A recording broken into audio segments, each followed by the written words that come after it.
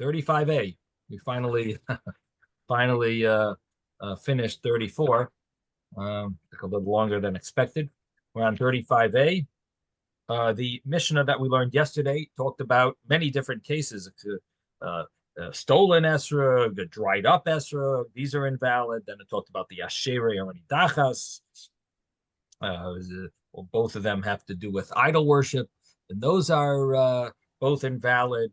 Arla esrog is invalid, and that we talked about in the Gemara a little. The first 3 years of the tree, and Truma Tameya is invalid. It's Truma Tahira. If it's pure Truma, then it says, what's the law of Truma Tahira? Preferably not to use it. It's pure Truma. Truma means something that was given. It's the a portion that was given to the kohen. It's called Truma. It's the first division separation of the produce that's given to the first tithing. Of course, before that, there is something called Bikurim, but Bikurim is only from the Shivas Aminim, 7 species, and that was the first fruits, it's called, and that you bring to the Beis Hamikdash and give it to the kohen. But then when you gather in your produce, you have to take a portion, a tithing, and that's the first portion is called truma. And if you got 100 esregim, so you give 1 out of 60 minimally. It says the cheapos give 1 out of 60, the intermediate people give 1 out of 50, and the generous people give 1 out of 40. So that's basically the law of truma. Basically, in other words, it doesn't say an exact amount according to the Torah, and therefore it's you could get away with giving a little more, a little less. So the law is that if an esrog is truma, it cannot be used for it should not be used for the mitzvah of the daled minim, for the 4 species. However, if you did use it, it is kosher. If you did use it, truma tahira, if it's pure, as long as it's not tameh, as long as it didn't get tameh, it's kosher, not all kosher. Now, who are we talking about here? Talking about the kohen got it already. You gave it to the kohen, and he wants to use it for his mitzvah. Or we're talking about an Israelite wants to use it before he gave it to the kohen. So this, of course, as almost everything in Judaism, is topic of discussion, and it says l'chatchila lo yitol, preferably not to take it, and if you took it, so the Rishonim argue if it's kosher only for a kohen or also for an Israelite. There's room to say. I mean, it's edible. It's edible for a kohen, not for you, but so it's considered b'diavad. It's considered kosher if someone used it, and there's a discussion what that means. If it's a kohen used it, in other words, the kohen got the truma already, or if the Israelite used it, he didn't give it yet. Now the next case was demai, and then the case was that if it's an esrog of demai, which basically means it was an esrog that you got from an am haaretz. An am haaretz is someone who's not extra careful with the mitzvahs, and we're nervous that they didn't take the tithings. We are convinced that they would do the truma tithing, because truma is a death penalty sin. So we believe that they did the truma, but what we're more nervous of is the misers. And the miser, which is the literally tithing, it's 1/10. The misers, the most important part of the miser that we're concerned about is trumas miser, because from the miser there's a certain portion that you give the Levite called miser, But from that portion, the Levi, you give it to the Levi. The Levi then takes a portion of that and gives it to the Kohen. And so that's called true. Has an element of truma in it. And so the other mices, there's miser ani, there's miser sheni. To a certain extent, we can get away. We're not as concerned, but the main thing is what it ultimately boils down to is the real concern is the trumas miser. So we end up separating the other misers, but the main thing would be the trumas miser that we're concerned about. Anyway, bottom line is that the esrog that is of demai, of a questionable tithing status. Demai is we're not sure what it is. Damai, what is this? We're not sure what status it has with regard to the tithings. So there's an argument between Beis Shammai and Beis Hillel if you're allowed to use it for the mitzvah or not. It basically is a suffix if it's tevel. It's a suffix. It's questionable if it had been tithed or not. And food items that are not tithed, they're called tevel. So this is called a suffix tevel. And Beis Shammai obviously is machmir, and Beis Hillel is the lenient view. Now, the next case is also chazozis, the blisters, and here we have, of course, another discussion. If does it mean one blister or does it mean a lot of blisters? The plural, the ababuos dakos, Rashi says that seemingly some of the Rishonim seem to use this the plural kamin ababuos dakos. Rashi says small blisters plural. So seemingly he's talking about a number of blisters, not just one. And that's what's covering over the majority of the esrog. However, there is an opinion that says that's just the practical side of it. So you could say that Rashi just picked the usual, but really it would apply maybe even if it's a single ababua echad, one blister, possibly could be the same halacha if it's on the majority of the esrog. And the Mishnah had said that would be invalid. In addition to that, it talked about nitla pitmase, the pitum was taken off. And here also you have a discussion. What is the pitum? What does the pitum include? The pitum is the fleshy piece that protrudes from the esrog above on the top, but on top of the pitum, on top of this fleshy piece, there's maybe like a scab called a shoshanta. So the question is, here we talk about if the pitum is removed and it's going to be invalid. What about if just the shoshanta, the scab part of the pitum, is removed, but the flesh is still there? So there are Rishonim that want to say that it's fine. It's not the pitum is still there, the flesh is there, just the scab part was removed. But others want to say that no, maybe even if it's just the pitum, the shoshanta, just the scab part, even that will make it invalid. So again, there is discussion about to what extent, how far do we say we take that law about the pitum, and then we talked about niklaf. It's peeled if the esrog is missing some of its skin. And now the esrog has a few different layers of skin.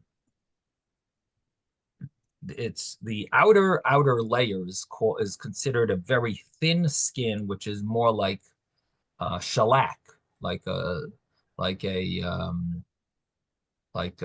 shine. That's one layer of skin. Then there's another layer which is thicker, and it's considered very sharp if you eat it. And that layer is is the next layer of the actual, yellowy part. And then comes the white part. The white part could be considered a skin as well. If you think of the inner chamber of the liquid, which of the juice that may come from an esrog, which is a small part on the inner side, inside, not like a lemon, which is majority of this juice, but it's a very small part is this the juice. So then the white part that surrounds it could be also called the skin. So what are we talking about when we say niklaf? The one of the understandings is that the meaning here of niklaf, that it's skinned and it's going to be invalid, is that none of the white was peeled off.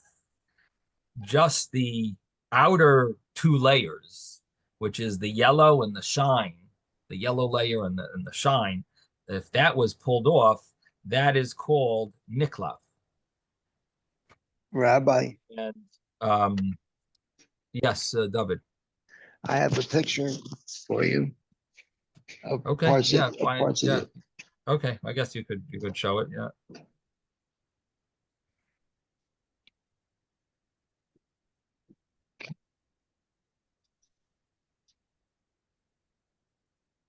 I will just mention that the Ran argues with this opinion and says even the outer layer that's just shiny, that also is called niklaf. And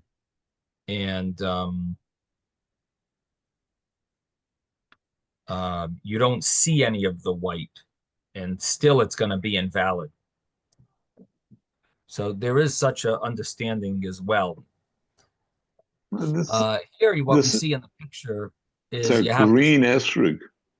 Yeah, it's a green esrog, yeah, which is something we talked about yesterday. But the woody part they're calling is it's no flesh. I called it a scab. Is on the top. That's called the shoshanta, and then the pitum is more flesh, and that is a protrusion from the esrog. That's the pitum, and then we'll talk about something called the chaitam of the uh, the of the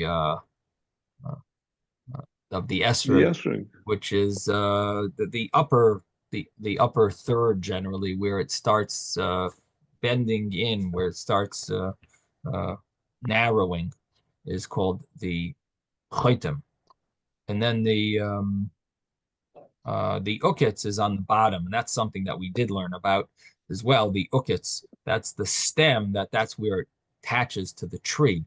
Now the ukitz, the way it grows on the tree is it starts growing upward. Once it gets heavy, it falls lower. So it actually grows this way when it initially starts, and then after it gets heavy, it sort of like falls. The entire fruit falls down, and it ends up that the ukitz is on top. The stem part is on top. Okay, so anyway, that's the esrog. I thought you were going to show us a picture of the inner skins. No, I didn't have that. But this is also says the buchna. Oh, yeah. The buchna, it's according to some opinions, pestle-like protuberance. It means it sticks out. Yeah, I understand. Oh, okay. Not really. It's not such a famous word, but okay. Very good. So, Yashukayach. Which one, pesca or protuberance? What did you say, Isaac? I said, which word, pesca or protuberance? No, I was saying the buchna. Right, sorry. Buchna is not such a popular. Okay, so so that's niklaf. So anyway, the bottom line is it's the understanding of many is that it means the outer two layers, mainly the thicker layer. Yes, Mordechai. Yeah, the outer layer of the lemon is known as the rind. Yeah. Right. Yeah, because Okay. there's some recipes call for lemon rind, and what you do is you grate the skin off of it, and that's known as the rind. Uh-huh. The white Isn't part. the white part the, like mainly no, it includes the yellow. The yellow is really the rind. Oh, okay. Right. Okay. All right. So what is the white part called? Yeah. Nothing. There's no term for it. There's Okay. there's recipes to make esrog mashka, and Uh-huh. I think that the outer part is bitter. Yeah, I'm not sure if you have to take that off, and then the part that's under that is the part that's going into the esrog mashka to give it the Uh-huh. flavor. All right, I'm on to that business. Okay. So that's niklaf. Anyway, next one is nistak if it's cracked. And here also is a topic of discussion. What does it mean cracked? How deep is the crack? The understanding is that it's from that it's from the top to the bottom. The entire length of it is cracked, and there's discussion if it means the entire area is cracked or majority is there's a crack in it. But how deep does it go? That's what I was mentioning. That how deep is this nistak? Is this crack? And so and does it have to be from both sides also, or is it just one side? Or does it have to go around the other? So some of the commentaries mention even if just one side, it has to be the whole thing. Some mention that it's majority. Um, the and how far does it go in? That some say it means that it just went in until the white, and some say it means it went in until the past the white, till the actual that the crack goes deep into the esrog to the where the seeds are and where the juice is.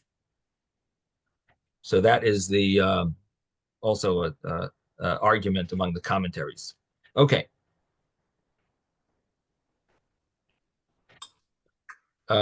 Next case was Nikev Kolshu, that it's punctured and it's missing, punctured and it's missing a little. Chaser kosher, it's considered a chaser, so that's also possible. Also chazazis. So then the Mishnah goes and jumps back to these cases that are the opposite cases. Here you have blisters not on the majority, only on a minority. Here you have the ukitz was taken off, not the pitum. The ukitz is the stem on the bottom. In here you have nikev. There's a hole, but there's nothing missing. So these cases, the Mishnah comes and tells us and spells out that it is kosher. It's kosher, and I mentioned yesterday that some commentaries say that's just the common way of the Mishnah to go and mention the flip side, where um, uh, says this way is invalid. So it says, but if it's not that way, it will be valid. So sometimes you have Mishnayos that seem to like spell it out both and both ways, even though it really could have sufficed by just saying this is invalid. Obviously, if it's less than that, it's valid. So so anyway, so some commentaries want to just say maybe that's why it just does it because that's the usual thing.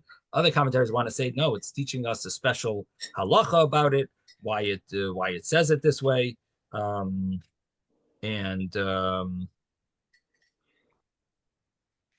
this is the Ritva tries to explain that there's a reason why it gives each case. So just see if they mention it here.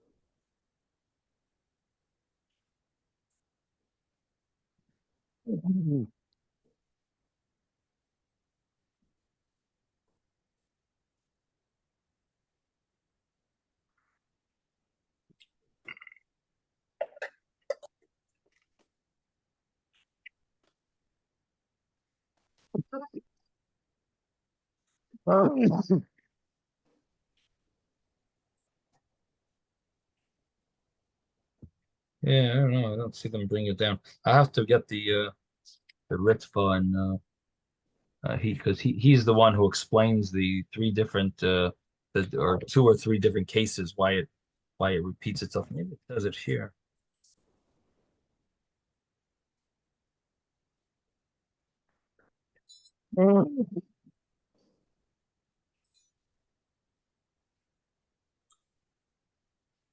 Second.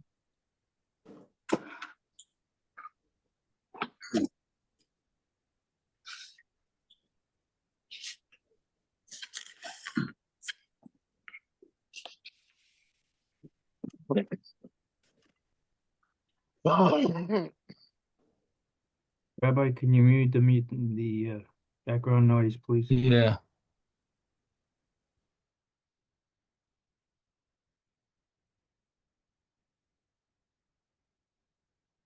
All right. Well, maybe we'll just do it tomorrow. I don't see it right here. Right. Okay. So anyway, the next case that it talks about is Esrog Akushi, and this is the Ethiopian Esrog that is that Kush is the name of a country, and it also could mean black, and it actually is both. This esrog is both. It's Kushi, it's come from Ethiopia, and it's black, and the Mishnah says it's puzzle, it is invalid, and then Mishnah then talked about Yorik Karti, and green like leek.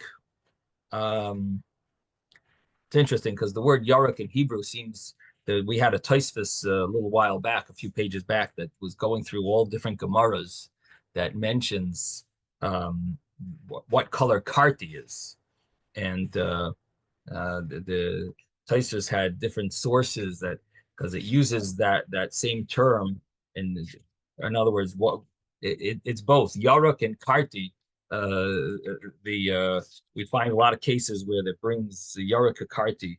So he says it sounds like it's yes, but maybe blue, maybe it's where does he say this? He says in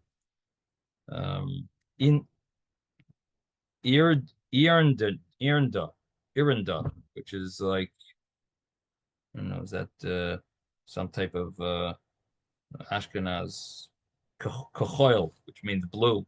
So he brings such a Misha Yaakov and Tchilas Lakarti. So he says that it sounds like it's similar to the Tchilas. You wouldn't say to differentiate between blue and green. You'd say differentiate between two colors of blue. So Taisa says maybe there it sounds like it's Tchela, that it's a type of that's similar to Tchelas. Tchelas is similar to the Yam. Yam is similar to the Rakia, to the heavens. So this must be something similar to that. It must be like a blue.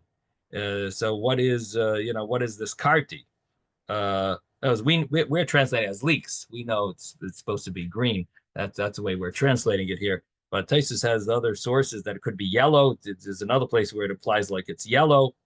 It says Yarek is daima lachelman shel beitza.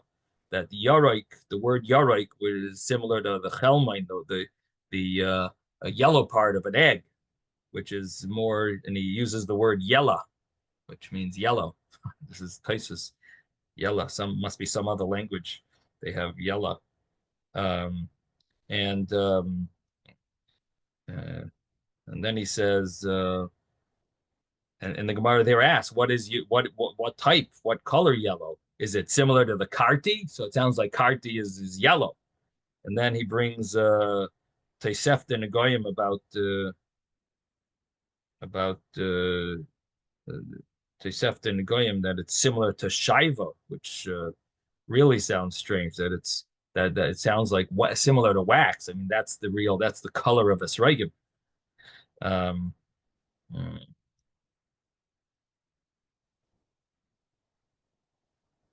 And he says the only color between blue, green, and yellow, which one is similar to red, is yellow. He says yellow is the most similar to red than blue or green. So he says that's what it seems like when the Mishnah talks about a blood color that's yellow. They must be talking about that a blood color that's similar to red must be talking about that it's yellow. So he brings the source over there. Anyway, bottom line is that it's a little vague what this what the color of karti is. We're translating it as, and nowadays I think that's might maybe what they call it in Israel is karti is leeks. Um, and so we're going to translate here that yarek means green, and yarek karti, and the understanding and based on that same page in Gemara was this where it brought down this source.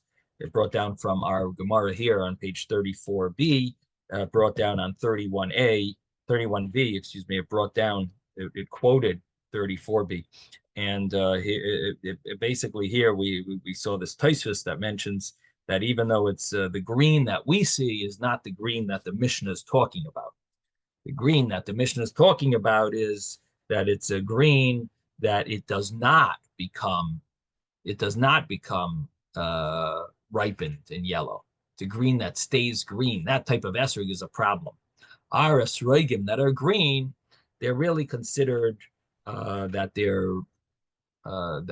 they're finished growing, and the reason is because otherwise they wouldn't turn yellow. If they really weren't finished their growing, their growth, if they wouldn't be finished their growth, then they would not turn yellow. The fact that they turn yellow is a sign that they completed their growth. But the green that the Mishnah talks about is Yarek Karti. That's the way Tosfos, at least that's what Tosfos brought out over there. That Yarek Karti of the Mishnah, that it's green like a leek, is the type of green that that must be a much earlier stage where it's not going to become ripe. It didn't finish its growing process. Now Reb Meir allows such an esrog, and Rabbi Yehuda says it's not valid. It's puzzle because it's loy nigbar hapri. The commentaries say it means it wasn't it didn't finish its growth process. Okay, so that was the law with the colors of the esrog. Now we have the size. Sheer esrog hakoton. The Mishnah said that if it's too small, what's the smallest esrog that's possible? The Mishnah said like a walnut, and less than that. The problem seemingly is the lesson that is that it's not recognizable. You can't see that someone's using an esrog, and this is what we saw in the Gemara. The Gemara talked about maybe using peppercorns. At least that's what we translated it to mean. That it was peppercorns. And the Mishnah, the Gemara had said that what's the problem with peppercorns? Not nicker, it's not recognizable. So seemingly here also, the issue might be if it's too small, that it's not recognizable. And another obvious reason here could be that it didn't grow enough. It's that small. It means it's definitely not it's in its early stages. It hasn't finished the growing process. So that's so Reb Meir says it's like an egois is going to be invalid, and Rabbi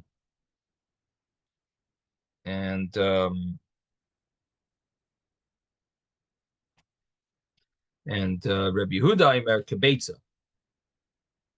So Rameir says, I'm sorry. Rameir says the egois is the minimum size. Anything less than that is going to be invalid because that's what I was saying.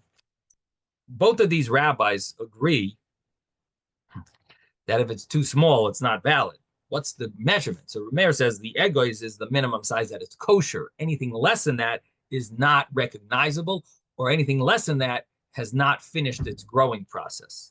That's the point. Now, according to Rameir, egois either means it's finished its growing process, or that's what the size of being recognizable is, that it's the size of a walnut. Rabbi Yehuda says, no, the minimum size is an egg. Anything less than that is not going to be recognized. Is not going to be finished its growing process, and therefore it won't be kosher. Now, what about a big? What's the maximum size of an esrog? So the opinion of Rabbi Yehuda was that you have to be able to hold two in one hand. Rabbi Yossi says even if you could hold one esrog in two hands, it's also going to be kosher. So he doesn't seem to have a maximum size. Rabbi Yehuda has a maximum size.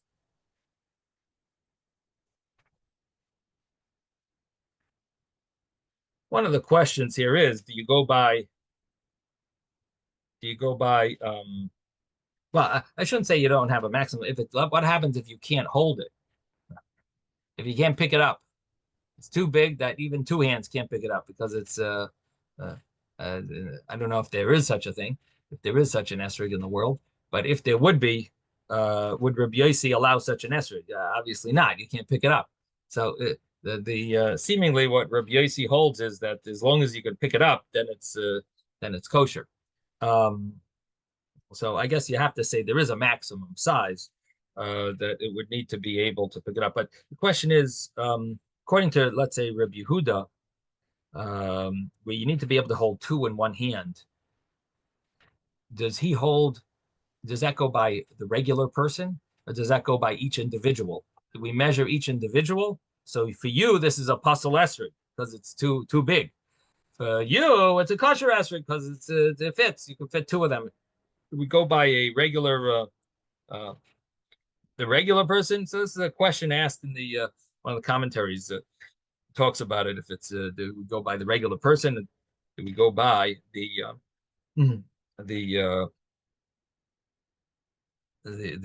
each individual?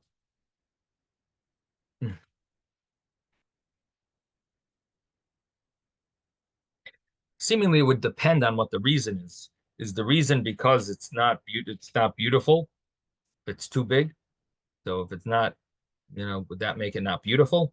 So then it wouldn't make a difference if you can handle it or someone else. It goes by, it would go by the regular person because that's the size that we're saying.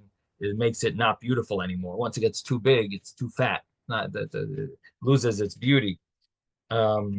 But if you say the reason is because you need to hand it to the other, you might have picked it up in the wrong hand and you don't want it to fall. So if that's the reason, then maybe it depends on the person. And you could say maybe it depends on the person because for you, there's no problem. I could hold it. I could hold both. So seemingly it might depend on that. I'd have to look up in that commentary. It's the Tosfos Yom Tov on the Mishnayos. He talks about it, but seemingly it would depend on these two reasons. Maybe if it goes by the regular person or it goes by each individual. Okay. Anyway, so that was the Mishnah. And now we have the Gemara, and the Gemara had said, we started this Gemara, the Gemara had brought a brisa that what do we know? How do we understand the wording in the Torah pre-Eitz Hadar? Pre-Eitz Hadar means that it has to be a tree that's pre-Eitz. The Eitz and the pre taste the same. That's the understanding the Gemara has. And what tree is the wood? I should say the stem and the bark. The bark tastes the same as the fruit, and that is an esrog. That's what the Gemara says. That's what the brisa says. And I explained it yesterday to mean that if you taste the bark or the trunk of the esrog, you're not going to taste lemon. But if you taste the fruit of the esrog, you will taste lemon. So how do you reconcile that with the words of our Gemara that the tree and the fruit taste the same? It doesn't. And the answer is because this fruit, the esrog fruit, what you're thinking is the fruit, not necessarily the fruit. The fruit of the esrog is not the liquid inside, it's the white stuff inside which is very, very thick in an esrog. The juice part is very smaller, is small. The white part, which we don't have a term for it, the white flesh, we'll just call it, the white flesh of the esrog, that white flesh is what is the fruit of the esrog. And that white flesh tastes the same as the esrog tree. I haven't tasted either, so I don't know. I think I've tasted either. But that's what the understanding is, that it tastes the same. The Gemara has another example of something that tastes like its stem, and that is what we translate as peppercorns. Maybe there's some other item that it refers to, but pilpul generally means pepper, and pilpulin is seemingly peppercorns. It would be nice if we had an actual peppercorn fruit tree to taste the stem and see that it tastes the same.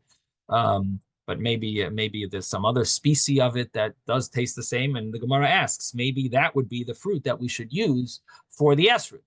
And the Gemara's answer is, no, it's too small. It's not nicker. It's not recognizable. Now, where do we get this idea that it has to be recognizable? So yesterday I mentioned one opinion in the commentaries is that it has to be recognizable. It's learned from the pasuk, lekachtem. You have to take it, and the Gemara understands it that when you take something, take it complete. The lekachtam, you have to take it. It has to be something substantial, something that people can see. So when you go in the and take your esrog, it has to be big enough that people could see, not a peppercorn. And that reason it has to be big enough people could see is based on the pasuk. Lekachtem, that somehow we learn it in the pasuk that it has to be taking a visible taking. There's another understanding here, and that is that there's a famous medrash. The medrash says that taking the daled minim on Sukkot is connected to Rosh Hashanah, and it's a medrash in Vayikra Rabbah. Medrash says that it's connected to Rosh Hashanah, and Rosh Hashanah we're judged, and the nations of the world, so to speak, are bringing claims against us that we also sin, so they're prosecuting against the Jewish people. And the Medrash says, and it's unclear who won, just like in a court case. Two people walk out, you don't know exactly who won. But the one that holds the branch in his hand, they won. So the Medrash says the same thing is Rosh Hashanah and Sukkot, that Rosh Hashanah, Yom Kippur, we're judged, and the nation, there's a fight. We don't know who won. Come Sukkot, and we have the Daled, we're holding the Daled Minim, so everyone knows that we won in judgment. So that medrash is the basis that you have to see. You have to be able to see. So that's a very nice medrash, and how it fits how Sukkot is right after Rosh Hashanah and Yom Kippur. It fits that we're sort of like rejoicing from the judgment on Rosh Hashanah and Yom Kippur, and we're showing it with our lulav and esrog. I don't know where this is from, but I was of the understanding, and I must have heard it somewhere, that the lulav symbolizes the sword, and the esrog symbolizes like some type of grenade. And so we'll come back from shul, you're holding the sword up and your grenade, like we won coming back from war. But I don't know if there's any source to such a interpretation. That's what it's in my mind. But in any event, that is so based on that medrash, there's an implication that it's supposed to be visible. That so here we have the Gemara is asking, maybe it shouldn't be an esrog, maybe it should be pilpulin. And the Gemara answers that the Gemara's answer is that it wouldn't be minkara lekichasa, it wouldn't be visible. Now, before the Gemara gets to that, the Gemara goes through the law of Arla. What's the law of Arla? Arla, there's a law that you can't eat the fruit the first 3 years. And the first 3 years are called Arla. And the first 3 years of a fruit tree is prohibited to benefit from. And the Gemara says, the Brisa, I should say, the Brisa says that why does the verse say eitz Michael, a fruit tree? Obviously, if you can't eat the fruits the first 3 years, we know we're talking about a fruit tree and not a regular, just a non-fruit tree, because it's all about the fruit is not eligible to be not only eaten, it can't be you can't benefit from it during those first 3 years. So why does it say a fruit tree if it's obvious that it's a fruit tree? So the Gemara says, Meir explains that it must be that's including some type of a tree that you might not have expected to be included in this law, and that's why it says an Eitz Michael. What is that? That's the pilpulin. And Rashi explained the reason why you might think that it's not included in the law is because it's very low. And he gives an example, kamin roisum or rosum. Is there some type of bush called a rosum bush? I don't know. Okay. Roisum. Anyway, there is some. Rashi says very low, some type of low tree, and the Hebrew is Rashi says is roisum, and because of that, you might think it's a vegetable and it's not a tree, and therefore you wouldn't have to worry about orla. And the pasuk comes and includes it because it includes it based on the fact that it calls it an Eitz Michael. And the understanding is an Eitz Michael, a tree that's edible. That means that has fruit. That it's an eitz that the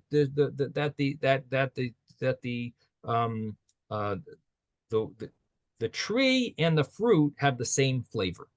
That's how the Gemara explains that it must be pilpulin. So Tosfos goes through maybe there it's including an esrog. In other words, that Gemara there says, you know what it's including? That pilpulin you might have thought does not pilpulin. You might think does not have to do arla. You don't have to wait 3 years. Comes and teaches us you have to wait 3 years for pilpulin. How do you know it's including pilpulin? Because it's a tree that the tree and the fruit have the same flavor. And we have a hint in the pasuk over there that it includes such a tree. But we include pilpulin. That pilpulin you have to wait arla. You have to wait 3 years for pilpulin. And it also teaches you that they must grow in Eretz Yisrael because arla is a law that only applies in Eretz Yisrael. We actually have a halacha l'maishim Sinai that we also include that outside of Eretz Yisrael we also have to keep arla. But in the Torah itself, it only applies to Eretz Yisrael from the Torah law. And so it teaches us if that's including pilpulin, it must be that they grow pilpulin in Eretz Yisrael. It shows that Eretz Yisrael has all different types of fruits and growth. But the question is, so who says that the pasuk there is including pilpulin? Maybe it should include an esrog. And then he says also there's another thing called a tilson. Tilson is translated as fenugreek, which I don't know what that is, but some type of food, I guess. And maybe that's what, because that's also called that the tree and the tree and the fruit taste the same. And Tosfos says that esrog you would never think is not included in arla. Tosfos says it's pretty obvious. It's a fruit. Pilpulin, you might think it's not. Why? So pilpulin doesn't like Rashi's pshat that it's because it's so low. Tosfos says the reason why, just because something's low doesn't make you think that it's a vegetable, just because it grows low. He says the only place I've ever seen fenugreek, I think it is on the cards that give you the simonim for Rosh Hashanah, because apparently it's good for, it's a special. So they say, oh, you take this, or fenugreek. I go, oh, I never figured out what it was, but it's there. Right. Yeah. Anyway, whatever it is, thank you, Isaac. Yeah, I'm not sure, but so Tosfos says that when it comes to arla, there's no question that an esrog is included in the laws of arla. Maybe pilpulin might not be, and that's why they understand it's pilpulin. Also, tilson, also fenugreek would also not be included in arla because it's definitely a vegetable. So there's no question that it wouldn't be, because Tosfos says that it applies to the laws of kilayim, which only applies in the laws of mixing seeds only applies with a vegetable and a vineyard, not fruits in a vineyard. Fruits are allowed to be planted in a vineyard, not vegetables. So basically, Tosfos says if it says over there that you can't plant tilson in the vineyard, it must be that it's a vegetable. So he says tilson, there's no question, it's not included in arla. So the only thing there has to be talking about pilpulin. So getting back to what I was saying, Tosfos doesn't like Rashi's interpretation. Rashi says that the reason why here you might think that pilpulin's not included is because it looks like a vegetable because it's so low. Tosfos says no, just because it's so low, it doesn't mean it's a vegetable. And Tosfos says therefore you have to explain that the issue with pilpulin is that somehow they dry out, and because it dries out, so there's reason to say that even when it's moist, it's not really a fruit. It's not really a so therefore Taisa says that that's what the thought about pilpulin would not be obligated in Orla is because it's going to dry out. Now, what does that mean really? Because every fruit, I think, dries out, right? At some point. So everything goes. So it must be that it's like there's only a short time, maybe time frame when you can use pepper. I mean, I don't know. Peppercorns. The truth is, you use them for years. No, they keep them in those things. So what does it mean that it dries out? Maybe I'm not really sure why would that make you think? When does it dry out? I've never even heard of peppercorns drying out. Yeah. The only thought I have is that we are really making a mistake when we translated peppercorns, even though I'm sure the English probably translates it as peppercorns, but it probably is something slightly different than peppercorns, and it is something that dries out. And I guess they couldn't figure out what it is, so they translated it as peppercorns. That's my guess. That it's really, maybe it's something similar to peppercorn. Yes, Jeffrey. I'm always wondering why they didn't think this fruit that's described for Sukkos is one from the land of Israel that Israel is famous for. So we have 7 kinds of produce from the land of Israel in the book of Devarim. And why isn't the esrog listed there? And why should we be using one of those? Right. So the fact that it's that there are 7 species that are blessed, that Israel is blessed with, doesn't mean that it doesn't grow. On the contrary, in fact, we see here that it talks about when it talks about the Arla, it mentions like Sechsar Kolba, that there's another point in addition to having in addition to having 7 that it's blessed with, but there's nothing that it's missing, that it has numerous other species.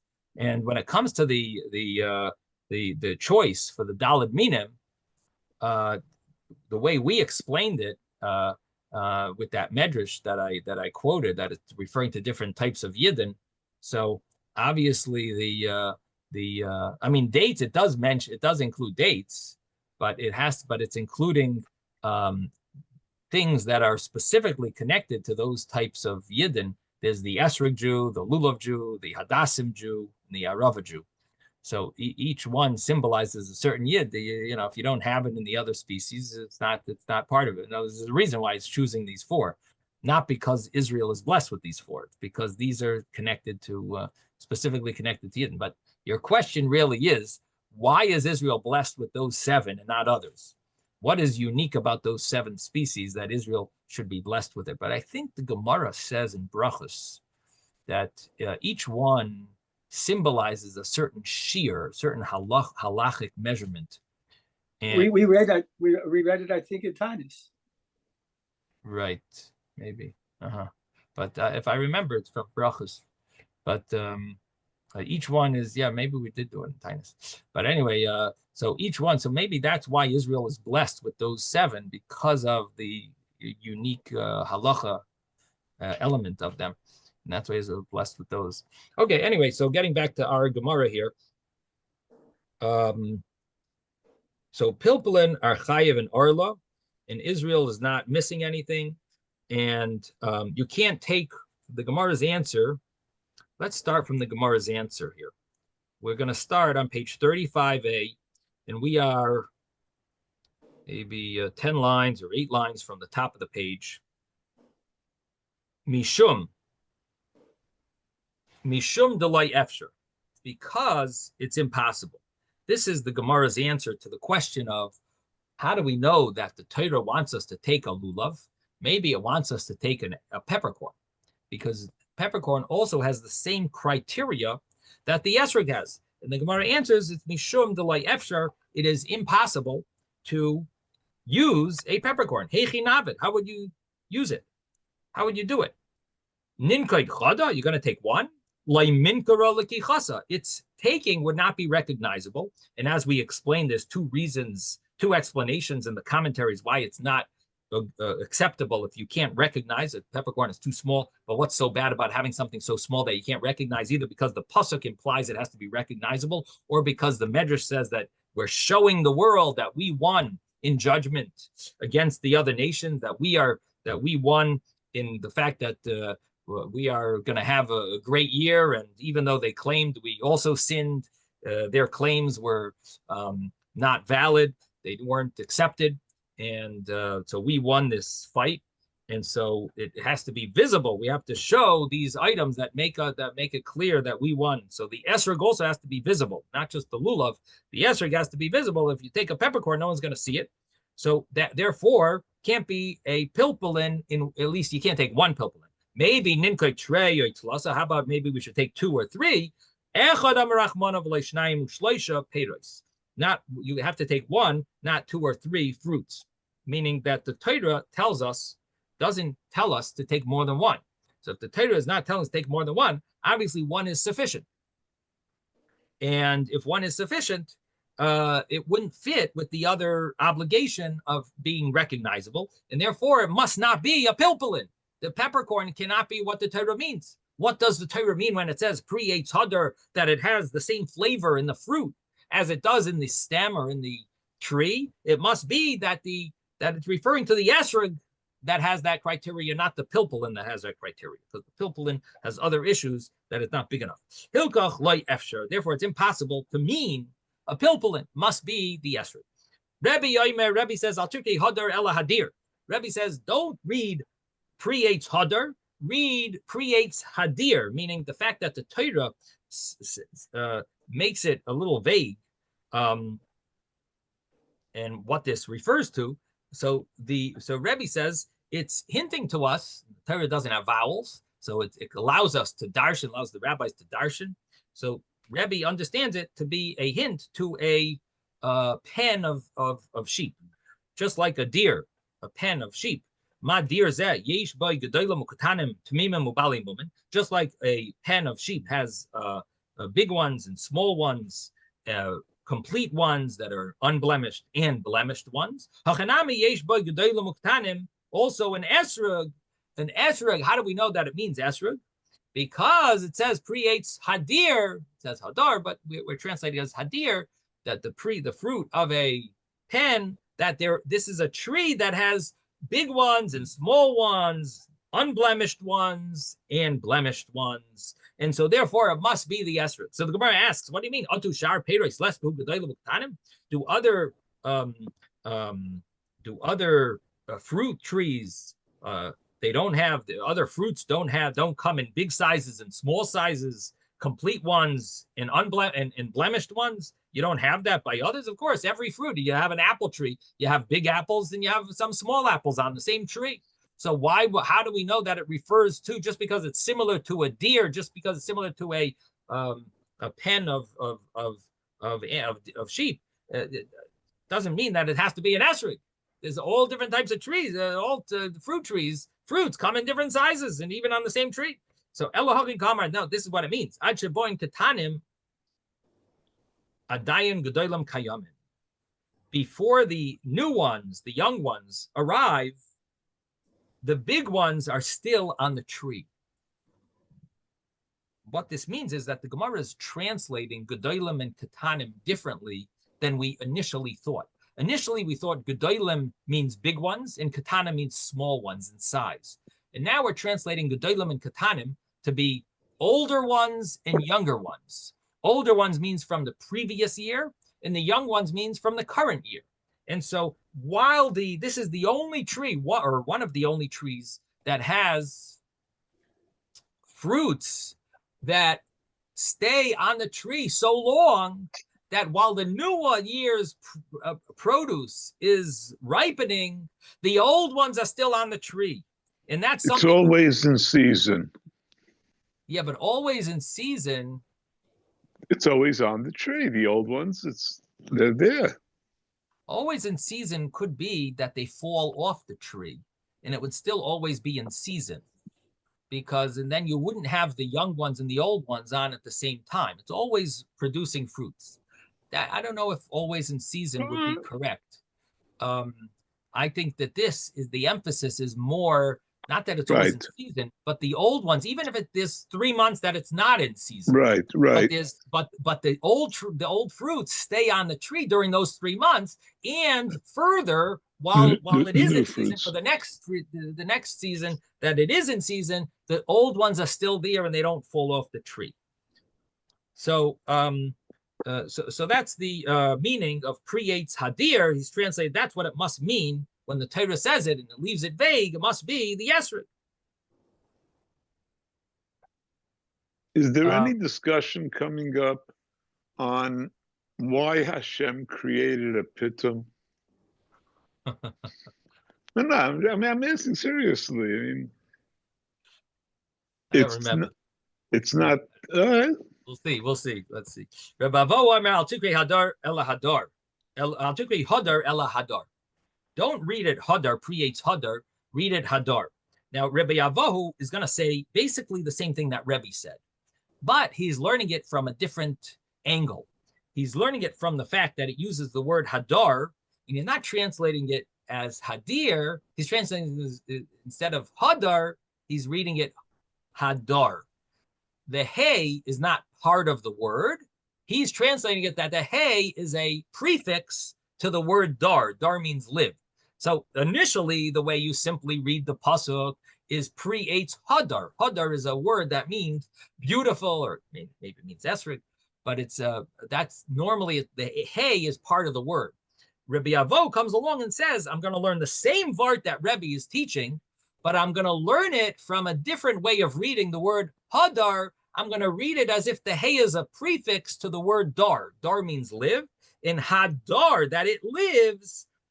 Hadar davar shadar be'ilana. This must be a fruit. It's an entity that lives on its tree mishana lashana, from year to year. It can stay on the tree throughout all the seasons of the year until the next year, and basically similar to the fact that there's old ones and young ones that the previous drasha, the previous opinion Rebbe learned from Hadir, that in a pen you have old ones and young ones in a pen of sheep, the old ones and young ones. Also, the tree has old ones and young ones. He also says the same thing, that it has the old ones from the previous year and the young ones, but not from the word Hadir, but from the word Hadar. Not because he's translating Hadir, he's translating Hadar, that it dwells from year to year. It's always dwelling on the pre-eitz. That's dar. That's always dwelling. It never falls off the tree. And so they're just arguing about how they darshan. Okay, that's. Should we finish? Okay, let's do one more. Ben-Azai Yomer Ben-Azai says Latukei Hadar ele idor or hidor. You know, the English word hydration comes from this, by the way. Idor or hidor. It means watered. And al-tikri hadar, the word creates hadar is hydration.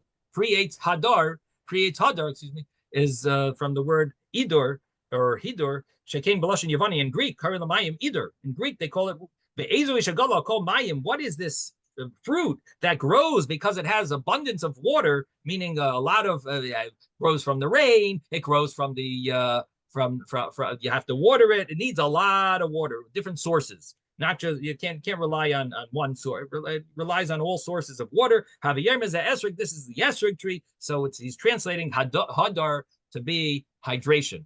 Idor or hidor. Okay, Zai gesund, everyone. Have a wonderful day. Thank you, Rabbi. Rabbi. Thank you all.